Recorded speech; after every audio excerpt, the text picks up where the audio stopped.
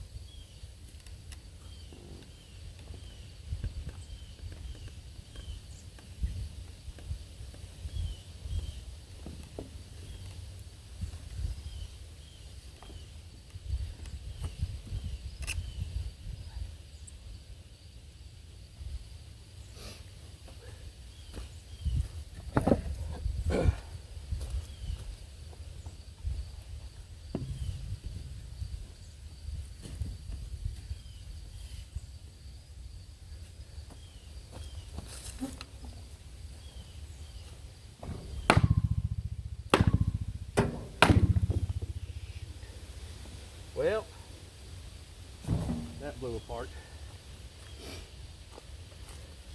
Told you this was a tough part to do without damaging the pipe.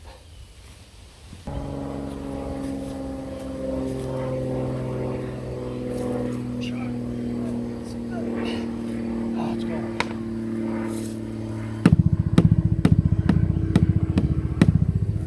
Yeah. There she is. She's on. She's on.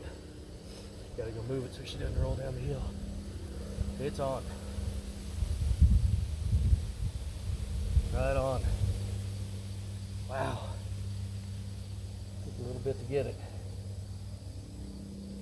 It's in there. Okay. Right on. Wow, that worked up a bit.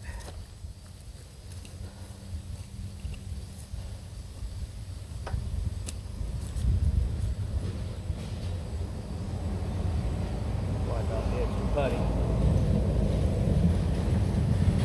New putty.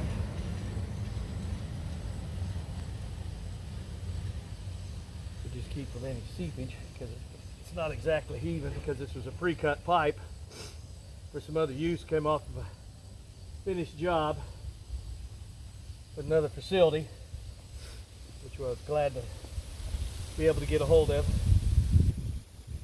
So I probably will put a silicone ring in that so we don't have any future leakage out of it. So it'll be completely sealed up. I'll roll it over. But it's not moving. Once these things are on, they don't come off. We need a piece of equipment. Can't even turn it now that it's starting to set up. Can't even turn it. Good deal. Got to go down here to the other end and move it back. Of course, this is the flow end. Where it'll drain from the pond down into it. I've marked arrows on it, so when I do move it to the pond area, it's going to go this way because the other end is what's going in the pipe. With the way the pipes connect, so that when the water flows, it flows over the seam, not in resistance against the seam. Looks like I'll have just a little bit of resistance here, so I'll go ahead and put some waterproof silicone caulking in there. Submersible caulk that can be under water pressure. But I gotta let that other stuff cure a little bit before I do it. Wow, that was a tough one. That was really hard. That just wore me out. All right, I'll talk to you again soon.